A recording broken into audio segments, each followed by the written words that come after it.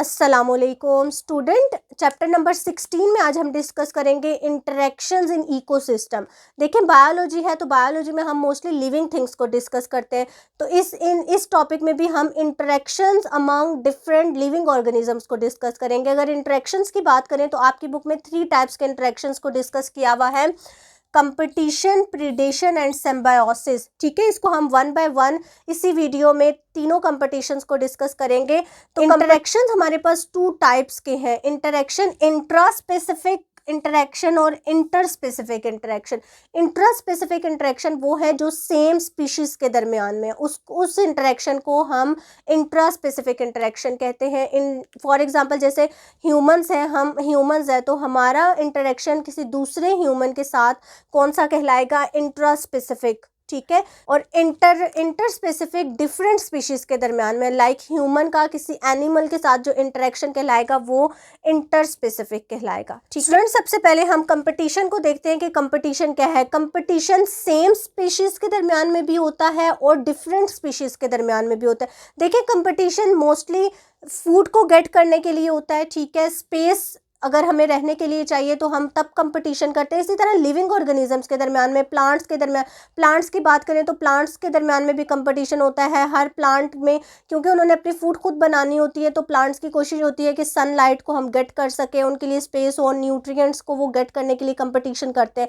इसी तरह कंपटीशन हमारे पास इंट्रा स्पेसिफिक भी होता है और इंटर स्पेसिफिक कंपटीशन भी होता है। इंट्रा स्पेसिफिक यानी 2 सेम स्पीशीज़ के दरमियान भी कंपटीशन हो रहा है और डिफरेंट स्पीशीज़ के दरमियान में भी कंपटीशन होता है। जो कंपटीशन में हमारे पास स्ट्रॉन्ग कंपटीशन है वो इंट्रा स्पेसिफिक कंपटीशन है। ठीक है, इंट्रा स्पेसिफिक यानी 2 सेम स्पीशीज़ के दरमियान में जो कंपटीशन हो रहा है वो ज़्यादा स्ट्रॉन्गर होता है एक्सेप्ट इंटर स्पेसिफिक कंपटीशन। ठीक है, तो कंपटीशन में कोई इतनी ख़ास डिस्कशन नहीं है, मतलब फूड के लिए कंपटीशन हो रहा है, रहने के लिए कंपटीशन हो रहा है, तो जो ऑर्गेनिज्म ज़्यादा अच्छा कॉप अप कर लेता है वो कंपटीशन को विन कर लेता है और वो अपने लिविंग ऑर्गेनिज्म या उसकी जो स्पीशीज़ है वो उस एनवायरनमेंट में कॉप अप करने की एबिलिटी रखती हैं और वो ही सर्वाइव करती हैं।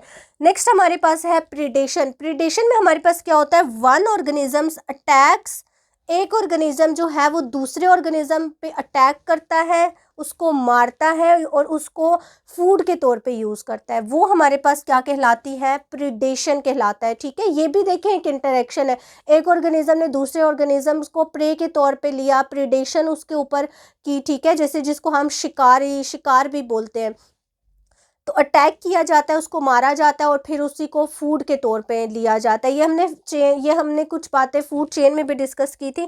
अब देखें प्रीडेशन में आपको जो आपकी बुक में एग्जांपल्स को डिस्कस किया हुआ है, इसमें है फ्रॉग जो है वो प्रेड अपॉन बाय स्नेक्स। ठीक है, फ्रॉग कौन खाता है, स्नेक खाता है। ठीक है, स्नेक का फूड क्या है, फ्रॉग। तो फ्रॉग, स्नेक फिर किसका फूड बन जाता है, ईगल का। तो ये हमारे पास प्रीडेशन कहलाती है, जिसमें एक ऑर्गेनिज्म दूसरे ऑर्गेनिजम्स को अटैक करता है, किल करता है और फिर उसको एज अ फूड यूज़ करता है। इसी तरह बहुत सारे एनिमल्स की आपके पास एग्जांपल है कि वो एक ऑर्गेनिज्म से फूड गेट करता है लेकिन वो खुद दूसरे ऑर्गेनिज्म का फूड होता है। तो ये एक फूड चेन में भी हमने ऑलरेडी इस चीज़ को डिस्कस किया हुआ है। इसी तरह हम प्रीडेशन जो है वो एनिमल्स, अब देखिए हम लिविंग ऑर्गेनिजम्स की बात करें तो लिविंग ऑर्गेनिज्म में हमारे पास प्लांट्स भी इंक्लूडेड हैं और एनिमल्स भी इंक्लूडेड है। तो एनिमल्स में मैंने आपको शॉर्ट्स एक एग्जांपल दी। अगर हम प्लांट की बात करें तो प्लांट्स में आपके पास पिक्चर प्लांट है, वीनस फ्लाई ट्रैप प्लांट है। यहाँ पर पिक्चर में देखें मैंने दोनों प्लांट्स को शो किया हुआ है।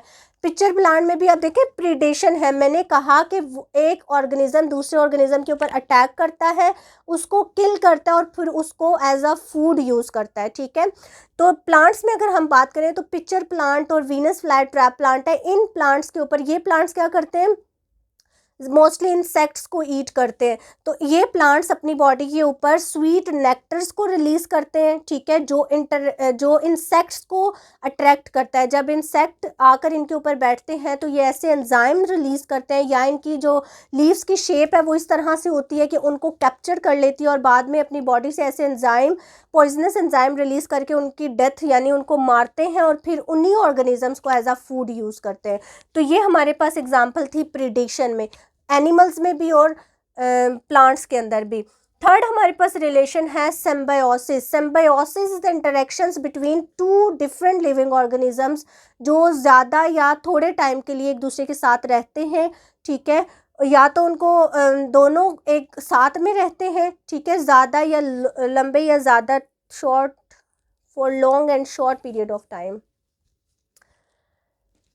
थर्ड हमारे पास इंटरेक्शन है symbiosis. Symbiosis is the interaction between two different organisms that live for longer and shorter period of time, जो थोड़े बहुत या लॉन्गर पीरियड के लिए दूसरे ऑर्गेनिजम्स के ऊपर रहते हैं, ठीक है। सिम्बायोसिस में हम देखें तो सिम्बायोसिस में हमारे पास 3 टाइप्स आती हैं, पैरासाइटिज्म, म्यूचुअलिज्म एंड कमेंसलिज्म, ठीक है।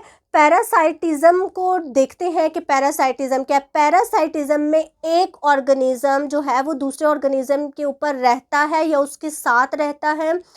एक ऑर्गेनिज्म तो बेनिफिट ले रहा है लेकिन दूसरे ऑर्गेनिज्म को उसके रहने से नुकसान हो रहा है, ठीक है, वो हमारे पास पैरासाइट कहलाता है, जिसमें एक ऑर्गेनिज्म को बेनिफिट हो रहा है, दूसरे को नुकसान हो रहा है, ठीक है। जैसे आपको एग्जांपल मैं इसी में आपको बताती हूँ। तो पैरासाइट्स हमारे पास एक्टो पैरासाइट्स भी हैं, एंडो पैरासाइट्स। एक्टो मीन्स जो आउटसाइड द बॉडी रहते हैं, ठीक है, और endo means inside the body. अब देखें, मैंने अभी आपसे कहा ना कि पैरासाइटिज्म में हमारे पास एक ऑर्गेनिज्म को तो फ़ायदा हो रहा है लेकिन दूसरे ऑर्गेनिजम्स को नुकसान हो रहा है। जैसे कि आपको पैरासाइट में लाइस और मॉस्किटो की एग्जांपल दी हुई है कि ये जूं जो होती है ये हमारे बॉडी के ऊपर रहती तो है, ये एक्टो पैरासाइट में है, ठीक है। ये हमारी बॉडी, जैसे हमारे सर में जो जुएँ होती हैं वो रहती तो हैं हमारी बॉडी से, वो फूड भी ले रही हैं, उनको शेल्टर भी मिल रहा है, उनको रहने की स्पेस भी मिल रही है, लेकिन उसके रिजल्ट में वो हमें नुकसान पहुंचा रही है, वो हमारी बॉडी का फूड जो है वो सक करती हैं। तो ये हमारे पास एक्टोपैरासाइट कहलाता है, जिसमें एक ऑर्गेनिज्म, आप देखें जो लाइस है उसको तो फ़ायदा हो रहा है, उसको फूड भी मिल रही है, शेल्टर भी है, उसको रहने की स्पेस भी मिल रही है। इसी तरह मॉस्किटो की एग्जांपल है, लेकिन ये हमारी आउटसाइड द बॉडी है, तो ये एक्टोपैरासाइट कहलाएंगे, ठीक है, जिसमें एक को फ़ायदा हो रहा है और दूसरे को नुकसान हो रहा है। इसी तरह एंडोपैरासाइटिज्म में भी सिर्फ इसमें डिफरेंस ये होता है कि वो लिविंग ऑर्गेनिजम्स दूसरे ऑर्गेनिज्म के इनसाइड रहते हैं, यानी इनसाइड द बॉडी जो है वो ऑर्गेनिज्म रहता है। तो एंडोपैरासाइट्स में हमारे पास बैक्टीरिया है, वायरसेस है, टैप वॉर्म है, जो हमारी बॉडी के अंदर होते हैं, उनको भी फूड भी मिल रहा है, शेल्टर भी मिल रही है, स्पेस भी रहने को मिल रही है, लेकिन वो हमारी बॉडी से फूड भी गेट कर रहे हैं, लेकिन उसके बदले में हमें ही नुकसान पहुंचाते हैं। तो ये हमारे पास एंडोपैरासाइट की एग्जांपल आती है। ये तो हमने डिस्कस किया ह्यूमन में या डिफरेंट एनिमल्स में। अगर हम प्लांट्स की बात करें तो प्लांट्स के अंदर भी पैरासाइटिज्म है। प्लांट्स में क्या होता है कि कस्क्यूटा एक प्लांट है जिसकी जो एक ट्री ट्रंक के ऊपर रहता है, ठीक है, ट्री ट्रंक के ऊपर उसकी ग्रोथ होती है। अब वो क्या करता है कि वो अपनी बॉडी के अंदर से ऐसी एडवेंटिशियस रूट्स निकालता है जो उस ट्री ट्रंक के अंदर जाकर ट्री ट्रंक, एक तो ट्री ट्रंक से वो अपनी स्पेस रहने के लिए उसको स्पेस मिल रही है, दूसरा वो अपनी ऐसी रूट्स को निकाल लेता है उस ट्री ट्रंक के अंदर। उसकी रूट्स जो हैं वो डेवलप हो जाती हैं जो ट्री की ही फूड को, उसके वेस्कुलर बंडल से उसकी फूड को है वो सक करते हैं और अपनी बॉडी को लाइव रखते हैं। तो ये हमारे पास पैरासाइटिज्म में प्लांट्स की एग्जांपल है। तो सिम्बायोसिस में दूसरा हमारे पास क्या है, म्यूचुअलिज्म। पैरासाइट में मैंने आपको बताया कि एक को नुकसान होता है, एक को फ़ायदा होता है, ठीक है। म्यूचुअलिज्म में हमारे पास जब दो ऑर्गेनिजम्स इकट्ठे साथ रहें तो दोनों को फ़ायदा होता है, दोनों को एक दूसरे से फ़ायदा हो रहा है, तो ये म्यूचुअलिज्म में रहता है जिसमें बोथ गेट बेनिफिट्स, ठीक है, जो दोनों को फ़ायदा होता है। इसमें आपके पास 2 एग्जाम्पल्स आपकी बुक में डिस्कस की हुई है। देखिए टर्माइट्स जो हैं, मैंने पिक्चर में टर्माइट को शो किया हुआ है, देखें ये टर्माइट्स जो हैं ये वुड को ईट करते हैं, ठीक है, इनकी खुराक क्या है, लकड़ी। ये लकड़ी तो खाते हैं लेकिन इनकी बॉडी के अंदर ऐसे एंजाइम्स नहीं है जो वुड को एब्जॉर्ब कर सकें और उसके न्यूट्रिएंट्स को अपनी बॉडी में एब्जॉर्ब करके खुद को लाइव रख सकें। अब देखें जो प्रोटोजोन है वो टर्माइट्स की इंटेस्टाइन में रहते हैं, ठीक है। प्रोटोजोन क्या रिलीज करते हैं, सेलुलेज एंजाइम। प्रोटोजोन उनकी बॉडी में रह रहा है लेकिन कौन सा एंजाइम रिलीज कर रहा है, सेलुलेज एंजाइम, जो कि वुड के अंदर जो सेलुलोज है उसको एब्जॉर्ब करता है। सेलुलेज एंजाइम सेलुलोज को एब्जॉर्ब करता है, जो कि रिलीज कौन करता है, प्रोटोजोन, ठीक है। प्रोटोजोन कौन सा एंजाइम रिलीज करेगा टर्माइट के लिए? सेलुलेज, जो कि सेलुलोज को एब्जॉर्ब करता है। अब देखें, टर्माइट प्रोटोजोन को रहने के लिए जगह भी दे रहा है, ठीक है, उसको शेल्टर भी प्रोवाइड कर रहा है, प्रोटोजोन फूड भी गेट कर रहा है टर्माइट से, ठीक है। और टर्माइट्स को भी प्रोटोजोन से क्या फ़ायदा हो रहा है कि प्रोटोजोन वहाँ पर सेलुलेज एंजाइम रिलीज़ कर रहे हैं, जो कि वुड को डाइजेस्ट करने के लिए बहुत बेनिफिशियल है टर्माइट्स के लिए। तो इन दोनों में दोनों को एक दूसरे से फ़ायदा होता है, तो ये हमारे पास म्यूचुअलिज्म कहलाता है, ठीक है। इसमें हमारे पास दूसरी एग्जांपल आपको दी हुई है राइजोबियम। राइजोबियम एक नाइट्रोजन फिक्सिंग बैक्टीरिया है। नाइट्रोजन फिक्सिंग बैक्टीरिया हमारे पास राइजोबियम कहलाता है। मैंने लास्ट वीडियो में नाइट्रोजन साइकिल को डिस्कस किया था, तो हमने पढ़ा था कि कुछ बैक्टीरियाज होते हैं जो नाइट्रोजन फिक्सिंग बैक्टीरिया कहलाते हैं, जो हवा की नाइट्रोजन को फिक्स करते हैं और फिर वो नाइट्रेट्स में उनको कन्वर्ट कर देते हैं। तो ये हमारे पास राइजोबियम है। अब देखें, ये राइजोबियम बैक्टीरिया है जो लेग्यूमी फैमिली है ना, लेग्यूमिनस फैमिली के जो प्लांट्स हैं उनके रूट्स नोड्यूल्स के अंदर ये बैक्टीरिया रहता है, ठीक है।